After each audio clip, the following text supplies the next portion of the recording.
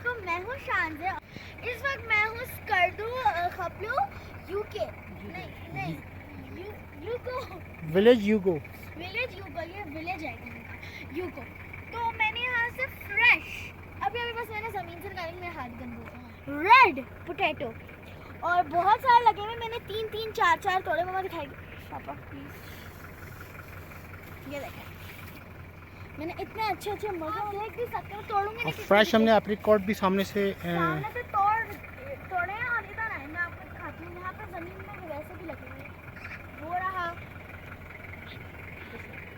एक, वो रहा, ये देखें आप अंदर से देखें, पूरा रेड पोटैटो और बहुत है। लेकिन हमने 3 तोड़े बिकॉज हमें इसका कोई काम नहीं। और वहाँ पे व्हीट है।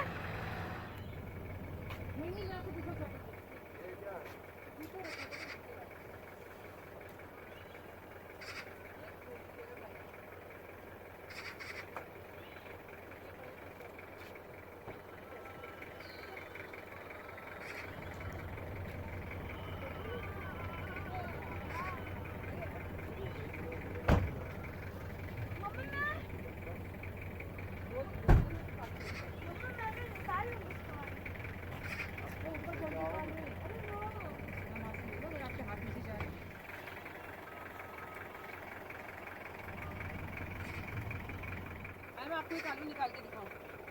ये देखिए लाल आलू, वो करीब है ऊपर आए हैं आलू, सारे आलू हैं।